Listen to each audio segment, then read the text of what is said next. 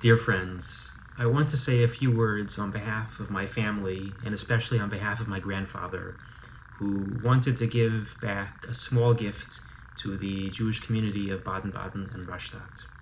God willing, he will celebrate his 100th birthday in a couple of weeks, and we understand that he is the last surviving member of the pre-war Jewish community of this area. Thank you to everyone who has come here today to express confidence in the future of Jewish life in Germany. We have a sacred obligation to remember the terrible events of 85 years ago and to be aware of the threats to the Jewish people that exist even today.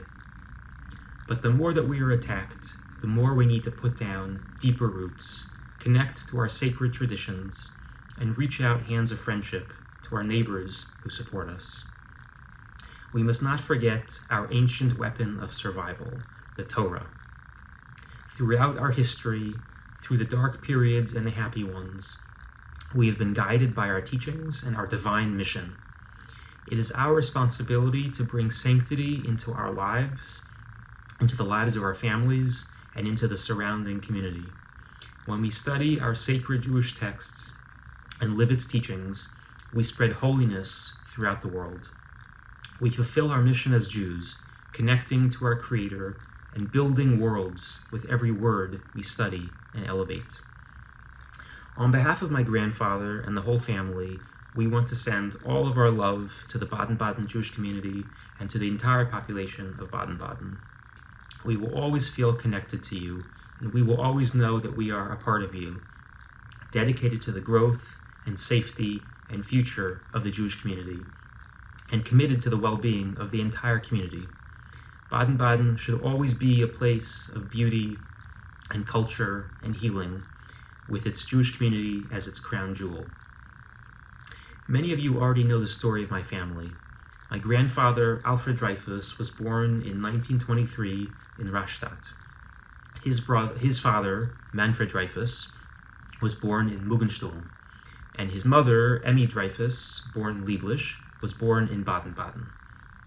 Her parents were Philip and Matilda Lieblisch of Baden-Baden, the owners of the Central Hotel, a kosher hotel renowned for its elegant gastronomic kitchen and the warm welcome it offered guests in its location across the street from Baden-Baden's Grand Synagogue.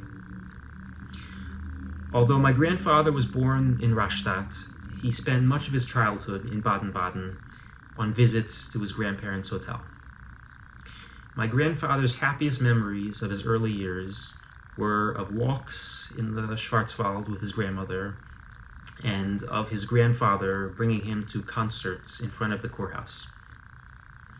The Lieblisch-Dreyfus family, deeply rooted in Baden-Baden and in the surrounding region, was strongly committed to traditional Judaism as well as to the highest ideals of German culture.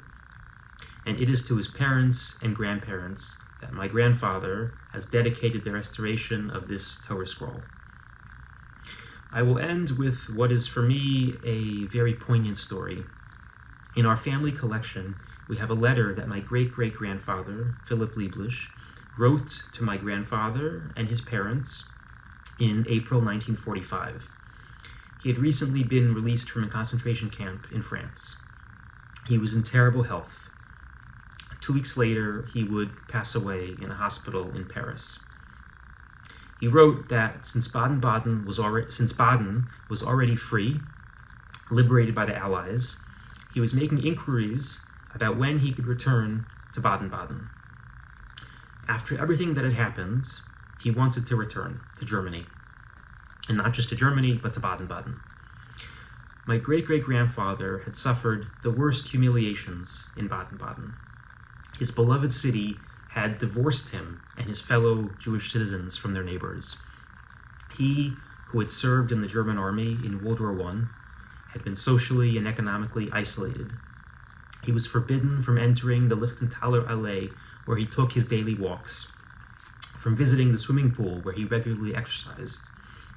Of course, on that fateful day in November 1938, he, with his fellow Jewish men, was marched through the streets as his neighbors yelled anti-Jewish insults, spit, and beat them.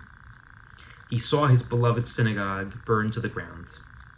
He had his hotel forcibly shut, and though he fought valiantly to reopen it and succeeded temporarily, he was ultimately expelled from his home, deported to a concentration camp. And despite all of this humiliation and loss, despite one of his 3 daughters and a son-in-law murdered in extermination camps, in 1945, he only wanted to return to his beloved Baden-Baden. It was his only home. It was still the beautiful place where he had raised his 3 daughters, enjoyed a happy marriage, and where he had welcomed guests from throughout Germany, Switzerland, France, and even as far away as Argentina and Brazil, to his Jewish hotel. He died before he could return to Baden-Baden, where his beloved wife, my great-great-grandmother, is buried in the Lichtental Jewish Cemetery. After the war, his daughter, my great-grandmother, settled in Strasbourg, and she returned regularly to Baden-Baden. My grandfather came back regularly from America to Baden-Baden as long as he was able to travel. My parents brought me here many times as a child and teenager, and I have returned many times on my own. My great-great-grandfather never was able to return. But with this Sefer Torah, with this Torah scroll in his memory, my grandfather has allowed his grandfather to return in spirit, to enjoy again the vibrant Jewish life here, and to serve as a symbol of a strong Jewish future here in Baden-Baden, with our timeless Jewish traditions rooted in this beautiful valley that testifies to the splendor of God's creation. Thank you, and I hope to see everyone soon.